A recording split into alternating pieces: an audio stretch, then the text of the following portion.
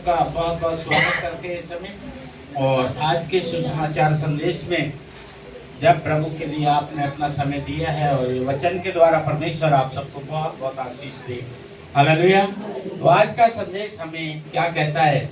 भजन संहिता अध्याय 32 और उसकी आयत 1 से लेकर 7 तक जब हम देखते हैं तो प्रभु का वचन हमसे क्या बातें करता है, और ये वचन अगर हम अपने जीवन में लागू करते हैं और इस वचन के अनुसार हम प्रभु की महिमा करते हैं, इस वचन के अनुसार जब जीवन जीते हैं और ये वचन हम औरों तक पहुंचाते हैं तो परमेश्वर हमारे लिए क्या करेगा। हालेलुया।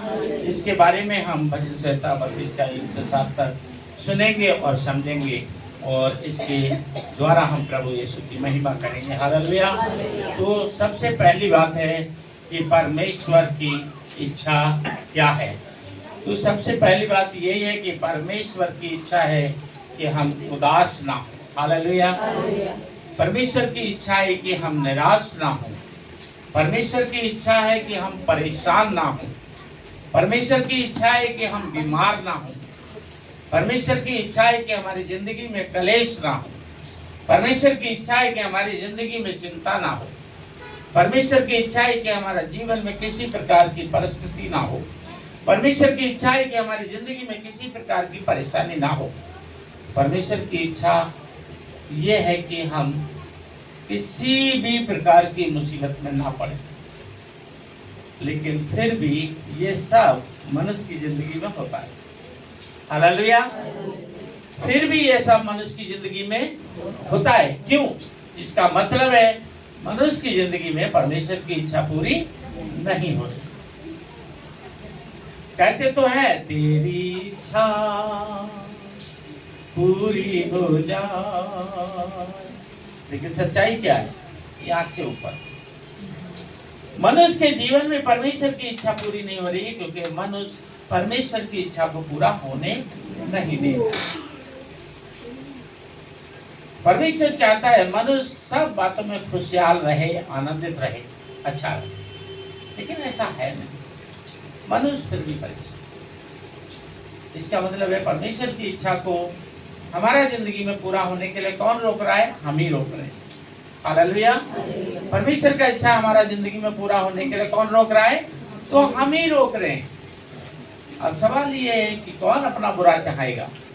तो जवाब ये है कि हमें पता ही नहीं है बुरा क्या है और अच्छा क्या है। बस चलते जा रहे हैं। कहाँ जा रहे हैं? कहीं नहीं। क्या कर रहे हैं? कुछ नहीं।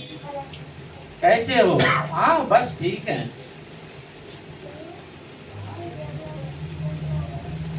हमें खुद नहीं पता। और यही कारण है कि हम परमेश्वर की इच्छा को पूरा अपने जीवन में नहीं होने देते और कहीं ना कहीं हमारा जीवन में हम दुष्ट की इच्छा को पूरा होने देते। शैतान चाहता है हम गरीबी में, बीमारी में, चिंता में, परेशानी में, तन्हाई में, परीक्षा में, दुखों में रहे। शैतान चाहता है कि मनुष्य दुख भोगता रहे और सच में मनुष्य दुख भोग रहा है। इसका मतलब कहीं ना कहीं शैतान की इच्छा पूरी हो रही है। तो कैसे हो रही है? मनुष्य उसकी पूरी होने में मदद करता है। जैसे उस समय आदम हव्वा ने शैतान की बात को माना और परमेश्वर की बात को नहीं माना, ऐसी आज भी कहीं ना कहीं शैतान की बात को तो मानते हैं, परमेश्वर की बात को नहीं मानते हैं। यही कारण है कि परमेश्वर की इच्छा पूरी नहीं होती और शैतान की इच्छा पूरी हो जाती। हम जानते हैं परमेश्वर बड़ा है, शैतान तो कुछ भी नहीं है। जितना मनुष्य शैतान से डरता है, अगर इतना परमेश्वर से डरने लगे तो शैतान से डरने की कोई जरूरत नहीं।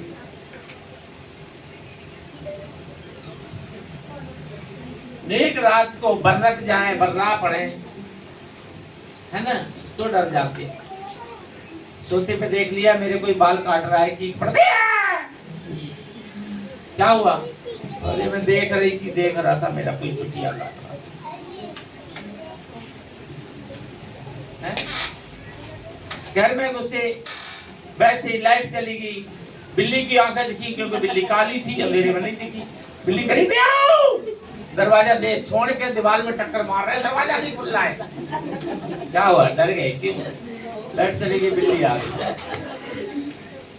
जितना हम दुष्ट से डरते हैं, अगर इतना हम प्रभु यीशु से डरने लगे तो शैतान से डरने की, और हम हर परीक्षा में जीत हासिल कर सकते। परमेश्वर ने कहा, जितने भी मेरे पुत्र से प्रेम रखेंगे, जितने भी मेरे पुत्र का भय मानेंगे, जितने भी मेरे पुत्र की आज्ञा का पालन करेंगे, वो सब आनंदित रहेंगे।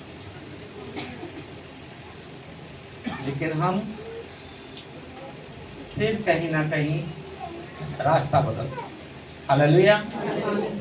तो हमें जरूरत है परमेश्वर की इच्छा पूरी करने की, और जितने लोग अगर परमेश्वर की इच्छा पूरी करेंगे, परमेश्वर उन सब की इच्छा को पूरा करेंगे। और परमेश्वर से हमें अपनी इच्छा पूरी करवाने को हमें कोई धर्म छोड़ना, कोई धर्म ग्रहण करना, कोई धर्म परिवर्तन या घर वापसी की जरूरत नहीं है। परमेश्वर की आशीष पाने के लिए बस परमेश्वर की इच्छा पूरी करने की जरूरत है, केवल परमेश्वर की आज्ञा। और परमेश्वर की आज्ञा क्या है? उसकी आज्ञा बहुत भारी नहीं। परमेश्वर की आज्ञा है कि उसके इकलौते पुत्र को लेकर अपने जीवन में आगे बढ़ो। हालेलुया। यीशु को लेके चलो, और जब यीशु आगे होगा, गन चलेगी तो किसकी छाती में पड़ेगी? यीशु की। और अभी तक कोई ऐसी बारूद नहीं बनी जो यीशु की छाती से पार होकर तुम्हारे लगे। हालेलुया। यीशु वो प्रभु है जिससे मौत भी हार गई, शैतान भी हार गया और पाप भी हार गया। और यही तीन चीजें हैं जो मनुष्य को बर्बाद करती हैं। और इन तीनों चीजों को हराने की ताकत शैतान को, पाप को, मौत को यीशु रखती है। हालेलुया। तो अगर यीशु आपके आगे हो जाए और आप यीशु के पीछे हो जाएं, आपकी जिंदगी में सारी प्रकार की खुशहाली आए।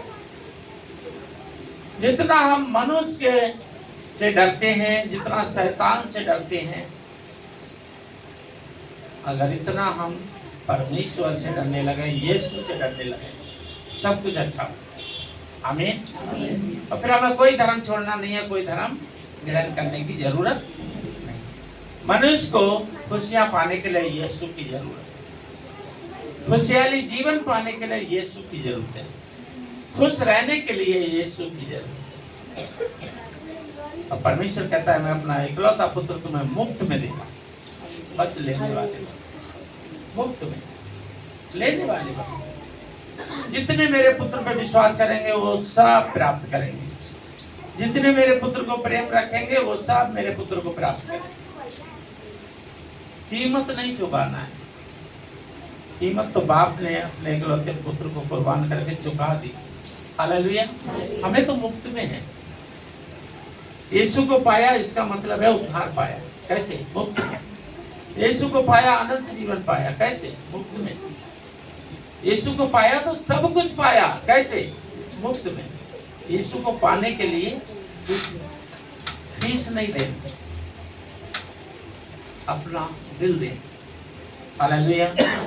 बस उसकी बात को सुनना है और उसका पालन करना।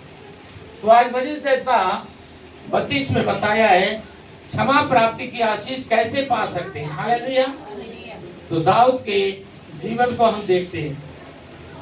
32 का एक, क्या ही धन्य है वह जिसके अपराध क्षमा किए गए और जिसके पाप ढांपे गए। इससे बड़ी और क्या आशीष है? ठीक है ना? अपराधों से और पापों से अगर कोई बचाता है तो वो परमेश्वर पुत्र यीशु मसीह है।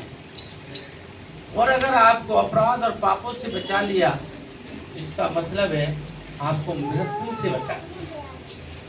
पाप की मजदूरी आपको मृत्यु से बचा लिया। अभी आप गवाहियन में सुन रहे थे, 4 लाख रुपए मांगने वाले डॉक्टर भी बाद में पता ही क्या कहते हैं, हम कोशिश करेंगे।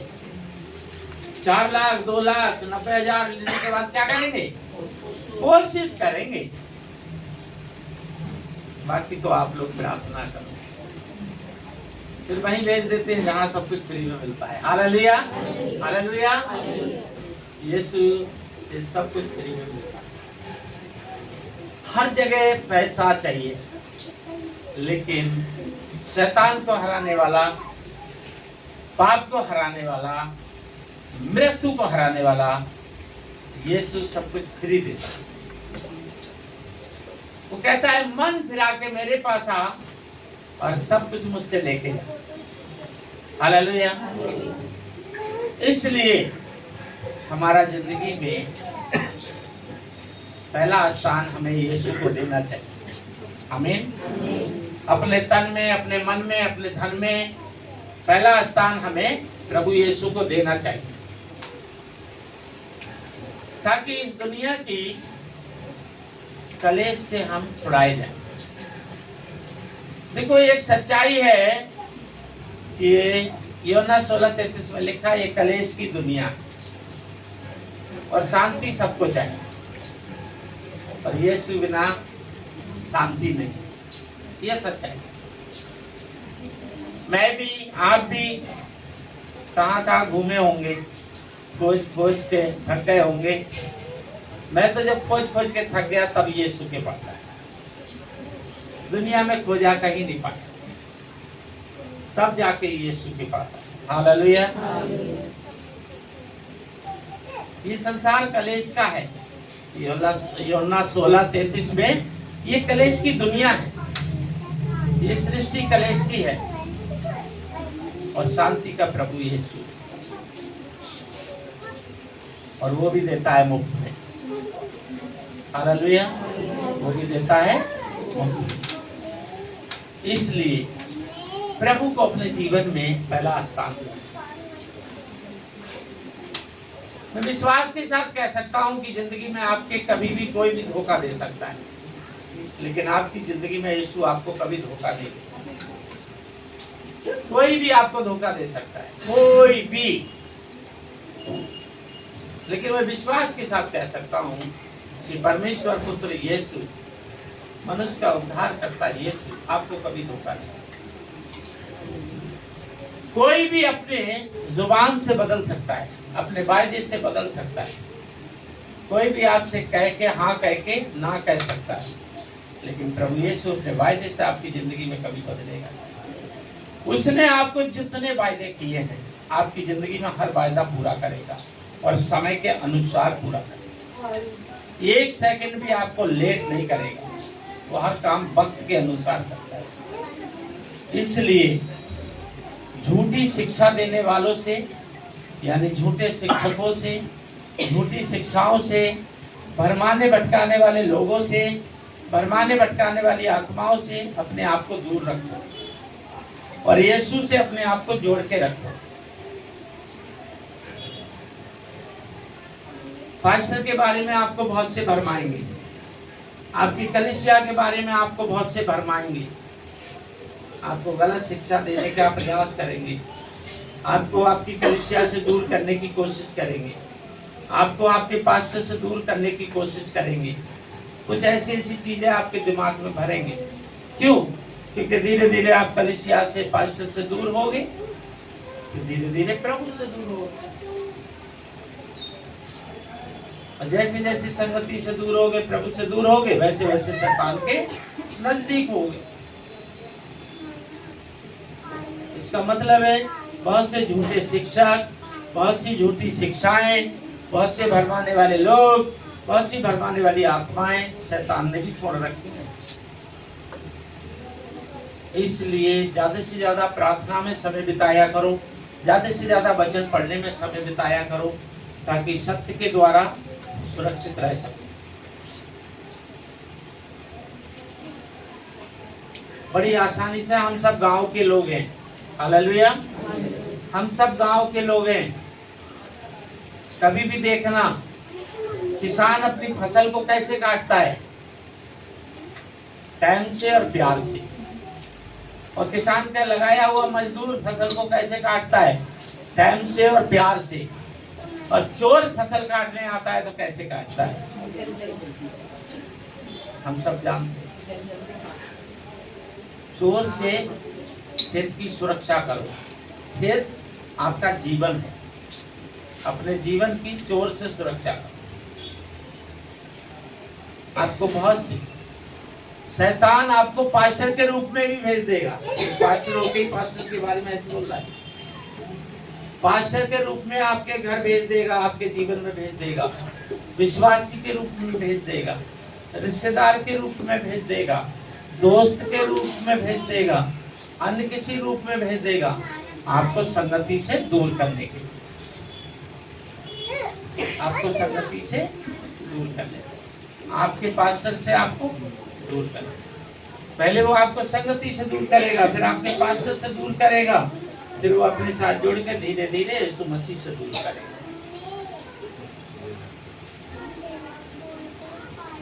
बड़ा साधारण तरीका में आप समझ लो, बहुत साधारण सिंपल, बिल्कुल हम सब गांव के हैं, गांव के तरीके से समझ लो। बिल्कुल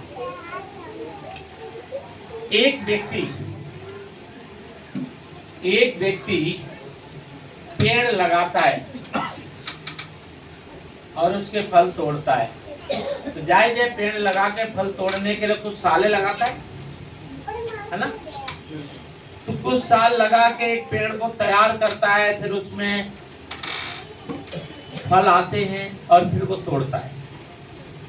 और एक आदमी ना पेड़ लगाता है, ना रखवाली करता है, ना कुछ करता है, रात में सीधा जाके फल तोड़ता है। कौन सा आदमी अच्छा है इसमें? कौन सा आदमी अच्छा है इसमें? तो आपको समझे मैं क्या कहना चाह रहा हूँ? आपको कुछ समझ में आया?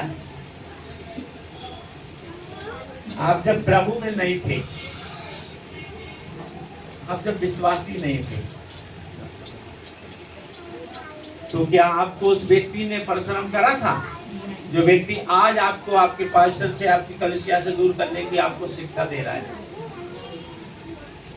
कैसे पकड़ सकते हो आप? पकड़ने के लिए आपको बहुत पढ़ा लिखा होना, बहुत बुद्धिमान होना, बहुत चालाक चतुर होना नहीं, भाई प्रभु की आत्मा पकड़वाएगी आपको।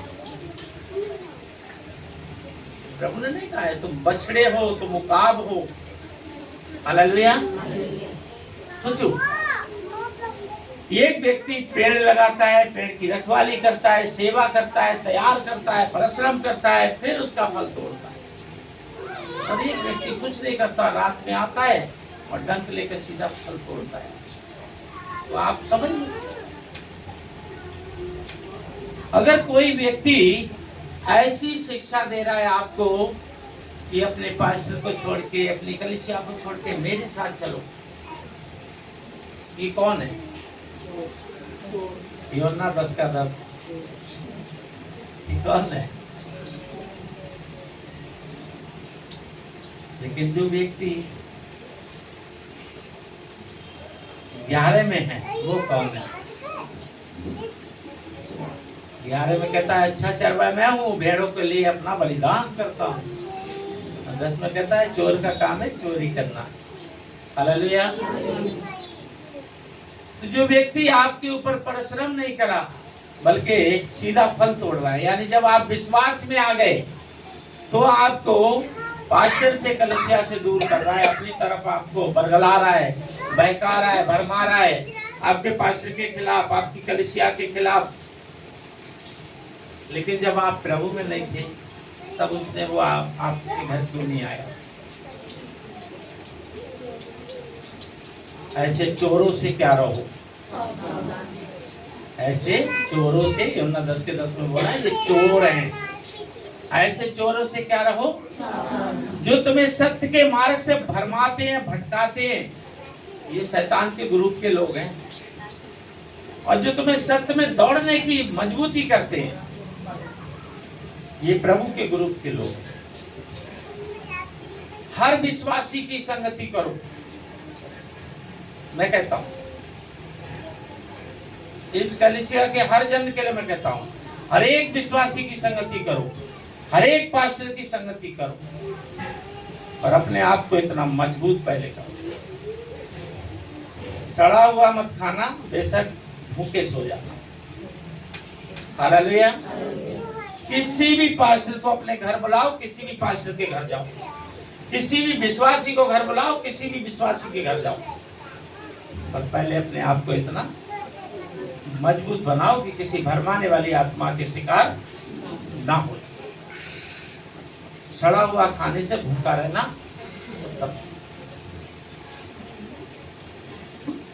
जो परिश्रम तुम्हारे ऊपर किया गया है उसको व्यर्थ ना जाने देना। उस परिश्रम को खराब नहीं करना। हालेलुया। संगति करो, हर विश्वासी की संगति, कोई भी किसी भी कलीसिया का हो, सबसे हले हवाए जय मसीह की करो। घर पे अगर आपके है पार्टी करो, उनको बुलाओ, खिलाओ पिलाओ, वो बुलाए तो खा के भी आओ, बोलो ज्यादा है तो पैक भी कर दो। खूब संगतियां करो सब विश्वासियों के साथ, सेवकों के साथ, पर अपने आप को मजबूत रखो। बुरी आत्मा के शिकार मत बन जाओ, गलत शिक्षा के शिकार मत बन जाओ, सत्य से भटक मत जाओ। जो शिक्षा तुमने पाई है उसमें खरे बने रहो। हालेलुया। संगति करना गलत बात नहीं है, लेकिन बुरी संगति करना, भरमाने वालों की संगति मत करो, भटकाने वालों की संगति मत करो। जो आपको, मान लो अगर आप बेटी बेटा हो और कोई आपके माँ बाप से आपको अलग कर रहा है ना, थोड़ा खुल के बोलूं, खुल के बोलूं थोड़ा। मेरी भी बेटी बेटा बहू पत्नी सब बैठे हैं। मान लो आप लड़की हो और कोई लड़का आपके माँ बाप से आपको दूर कर रहा है, वो कभी भी लाइफ में आपका पति नहीं हो सकता। कोई भी लड़का अगर आपके माँ बाप से, अपने माँ बाप से यानी छुप के, वो आपका पति नहीं हो सकता। कोई भी लड़की अपने माँ बाप का, आपके माँ बाप से छुप के, वो पत्नी नहीं हो सकती। इसका नाम तो बड़ा अच्छा दिया है, क्या क्या नाम दिया है? Love marriage. आई लव, कहाँ हो? इधर को थोड़ा मुंह घुमा के बोलो, ठीक है? तो लेकिन जो माता पिता को लेके चलता है वो सच्चा है। हालेलुया। लड़की लड़का जो अपने माँ बाप को लेके चलते हैं वो सच्चे हैं। इसका नाम तो बड़ा अच्छा दे दिया है लव मैरिज, लेकिन ये कभी मैरिज नहीं, लव मैरिज कभी मैचेस नहीं करता है, ठीक है ना? 99% चलते चलते इसके लकड़ी के पहिए में से हवा निकल जाती है, पंचर होती है। लव मैरिज एक अभी कौन सी रेलगाड़ी आ रही है नई वाली जो हवा के जैसे चलेगी, हैं? Blood pressure, bullet train. अच्छा, तो जैसे समझ लो बुलेट ट्रेन चल रही है, चलने पे उसका पंचर हो गया या बस्ट हो गया तो क्या होगा? लव मैरिज ऐसे ही है। लव मैरिज में ठीक वैसे होता है, खटाई डाल के अरहर की दाल बना के 5 दिन के बाद कुकर खोला और पता चला एक घर में खुला तो सारे घरों में क्या आ गया? वो आ गया, है ना? है ना? क्या आ गया? वो आ गया। अच्छा, कौन सा वाला अच्छा होता है? ये वाला अच्छा होता है या ये वाला अच्छा होता है? कौन सा वाला अच्छा होता है? हैं? अच्छा, हालेलुया। आप सोच रहे होंगे भजन संहिता 32 पढ़ रहे हैं और पाशा जी क्या बोल रहे हैं, ठीक है ना? भजन संहिता 32 से इनका क्या लेना देना है? टाइम पास कर रहे हैं। हाँ, आपको लगता होगा कि टाइम पास, लेकिन सचमुच अगर आत्मा में होके देखोगे तो आज के अनुसार टाइम पास नहीं है सही। जो भी बेटी जो भी बेटा अपने माँ बाप से छुप के चलता है उसको लव मैरिज नहीं, उसको मृत्यु मैरिज। बाइबल कहती है जो अंतिम समय तक बना रहेगा उसी का लव मैरिज अंतिम समय तक 99% 99% फेल, 1% धोखे से कहीं कोने होने में छुपाया पूरा हो जाए। और ना तो एक तरफ से पता चलता है, एक तरफ से बेलन।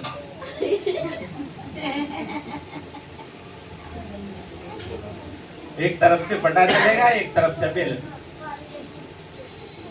हालेलुया। इसलिए लव अच्छा है, लेकिन जो आगे का है वो गलत। लव मैरिज अच्छा नहीं, लव अच्छा है। मैरिज जब अच्छा है जब वो अरेंज मैरिज, माता पिता उसमें शामिल हो। हालेलुया।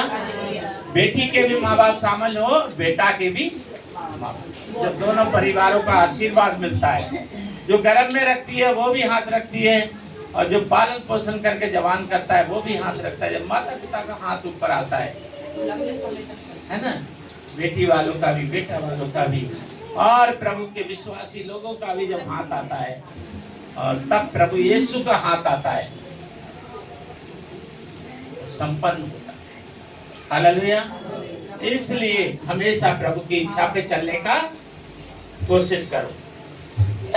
क्या ही धन्य है जिसके अपराध क्षमा किए गए और जिसके पाप ढांपे गए। क्या ही धन्य है वह मनुष्य जिसके अधर्मों का योबा लेका ना ले, और जिसकी आत्मा में कोई कपट, आत्मा में कोई कपट। जो कुड़कुड़ाते हैं, कुड़ते हैं, जो दूसरे के प्रति आत्मा में अपने मन में कपट रखते हैं, ऐसे लोगों को प्रभु पसंद नहीं करता। हालेलुया। दूसरों के प्रति एक दयावंत होना चाहिए, दूसरों के प्रति एक हमदर्द बनो, दूसरों के प्रति दयावंत बनो, दूसरों के प्रति अच्छा विचार रखने वाले, अच्छी सोच रखने वाले, अच्छा मन रखने वाले। किसी के दुख में व्याकुल हो जाओ, और किसी की खुशी में ना भी आए तो भी पेट हिलाओ, कुछ नहीं करना। मान लो अगर किसी का पेट बहुत ज्यादा है ना, अब नहीं चल पा रहा है तो ऐसे ऐसे। हालेलुया। हालेलुया। जब किसी की पीड़ा है, पीड़ा में आप कुछ नहीं कर सकते, आप उसकी पीड़ा में उसको 2 रुपया नहीं दे सकते, दुआ तो कर सकते हो, उसको जाकर देख के तो आ सकते हो, उसको 2 शब्द तो बोल के आ सकते हो, चिंता मत करो, है यीशु मसीह। लोगों के दुख में शामिल हो, लोगों की खुशियों में शामिल हो, हैं? किसी के बर्थडे में, सालगिरह में, शादी में, जहाँ पता चल जाए भाई रुक जाओ जाके। अरे वहाँ तुम पैसा नहीं दे सकते, कम से कम वहाँ माल पानी खा के तो आ सकते हो। जाके बोलो और कैसे हो, ठीक ठाक हो, ऐसे करते रह करो बच्चे की शादियाँ में। वाह, करा करो तो थोड़ा सा बस खुले में करो कि हमें भी ना बुलाओ तो पता चल जाए। हालेलुया। लोगों की खुशियों में खुशियाँ बनाओ, लोगों के दुख में आंसू। प्रभु जैसे लोगों से प्यार करता है, वैसे अपने दिल से भी लोगों को प्यार जताओ। दिखाओ दुनिया में कि तुम यीशु के लोग हो। यीशु एक समय रोया, और यीशु एक समय बच्चों के साथ मिट्टी में खेला। हालेलुया। और यीशु एक जगह शादी में जाके आनंद मनाया, पानी को जूस बनाया। और यीशु एक जगह मंदिर में जाके गुरुओं का गुरु बन के और लोगों को शिक्षा सुनाया। यीशु के हो, यीशु के जैसे बनो दुनिया। आमीन। देखिए इसकी 4 आयत। क्योंकि रात दिन मैं तेरे हाथ के नीचे दबा रहा, और मेरी तरावट धूप काल के सी जरावट बन गई। हालेलुया। अगर आप प्रभु के वचन के अनुसार चलेंगे तो आप गाओगे, कुछ कमी थी ना मुझको होगी मेरा यीशु मसीह। और आप प्रभु की इच्छा अनुसार नहीं चलोगे तो परिस्थितियां आपको हरा देंगी, समस्याएं आपको गिरा लेंगी।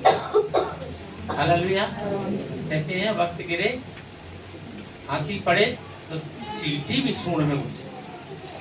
ठीक है ना। नजर हटी, यीशु के हाथ से जैसी दूर जाओगे, मौके की तलाश में खड़ा है, तुरंत हाथ मारेगा और फाड़ के खा जाएगा। इसलिए प्रभु के हाथ के नीचे रहो। आमीन। हालेलुया।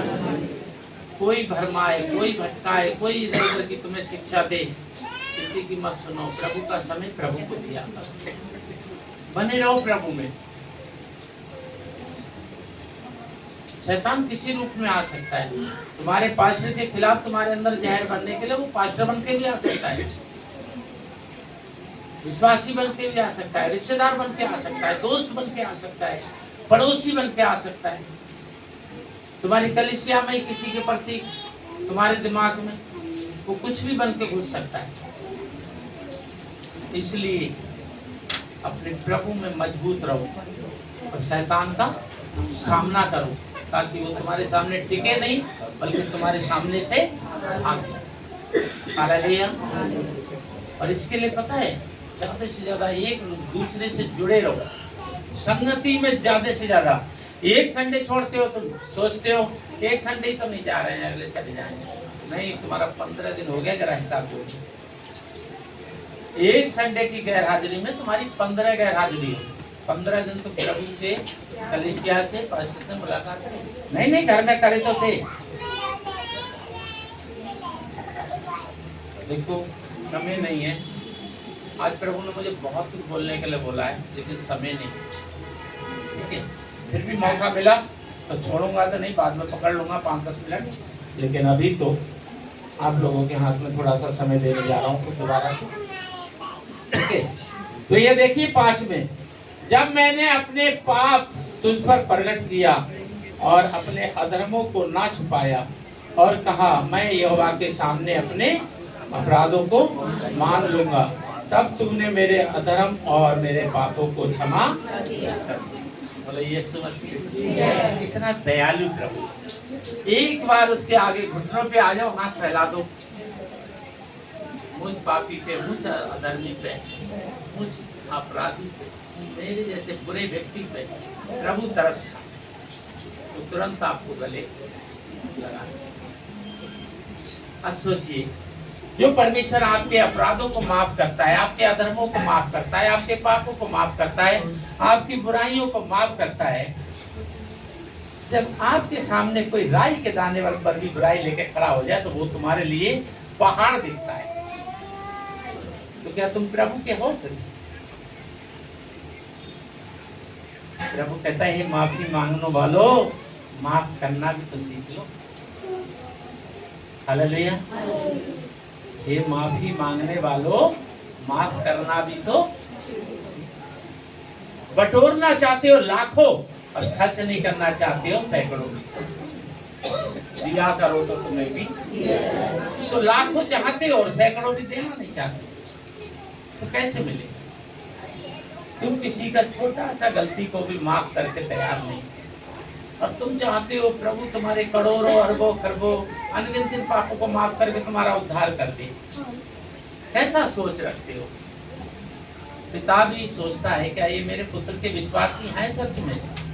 क्या इन्हें सच में मेरे यीशु को लिया है अपने जीवन में? वो भी एक बार सोचता हूँ, है ना? प्रभु कहता है तुम मेरे हो तो मेरे जैसे बनो। आमीन। अपने परिवार में मेरे जैसे बनो, अपने रिश्तेदारों में मेरे जैसे बनो, अपने पड़ोसी में मेरे जैसे बनो, अपने समाज में मेरे जैसे बनो, अपने देश में मेरे जैसे बनो, मनुष्य जाति में मेरे जैसे बनो। जो कुछ मैं तुम्हारे लिए करता हूँ तुम भी लोगों के लिए किया। हालेलुया। प्रभु क्या करता है? हमें सजा देता है या क्षमा देता है? प्रभु क्या करता है? हमें नफरत देता है या प्रेम देता है? प्रभु कहता है ये तुम भी लोगों को दिया। हालेलुया।